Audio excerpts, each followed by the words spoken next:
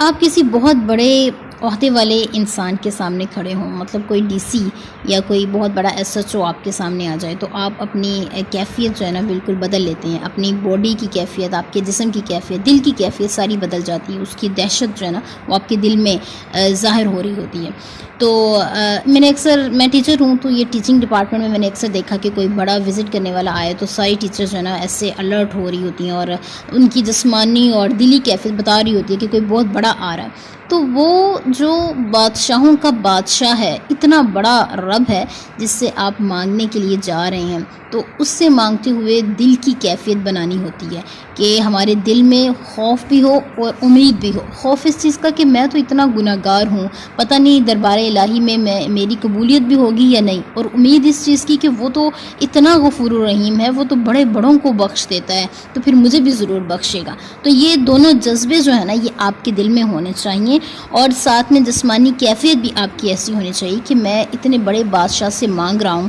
تو آپ کی دل کی اور جسمانی دونوں کیفیات جو ہے نا وہ ایسی ہونی چاہیے جیسے ہم کسی بادشاہ کے سامنے کھڑے ہیں.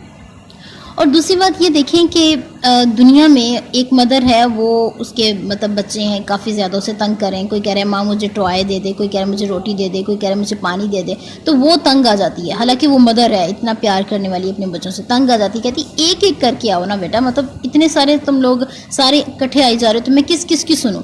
لیکن وہ رب جو ہے نا، وہ رب وہ ایک وقت میں کئیوں کی سنتا ہے، کروڑوں لاکھوں لوگوں کی وہ ایک وقت میں سن رہا ہے. اس کا نام نا السمیع ہے. سمیع جو ہے نا، یہ سمیع یسمع باب ہے، تو اس سے جو اسم الفاعل بنتا ہے نا وہ سامع بنتا ہے، سامعن، اس کا مطلب ہے سننے والا.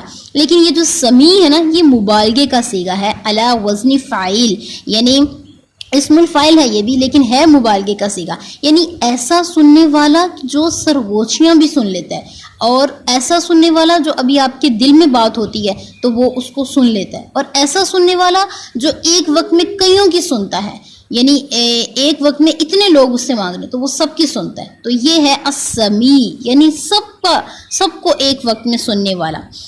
تو جو آخری بات ہے میری وہ یہ کہ مل جانے کے بعد یہ جو آپ کی کیفیت ہوتی ہے، یعنی آپ نے بہت زیادہ اللہ سے مانگا اور اس نے آپ کو دے دیا، تو مل جانے کے بعد جو کیفیت ہوتی ہے وہ کیا ہونی چاہیے؟ الحمدللہ، یعنی تمام تعریفیں تیرے لیے. یہ ہم کہہ تو دیتے ہیں، اس کا دوسرا مطلب پتہ کیا ہے؟ اے اللہ سارے کریڈٹ تیرے لیے ہیں.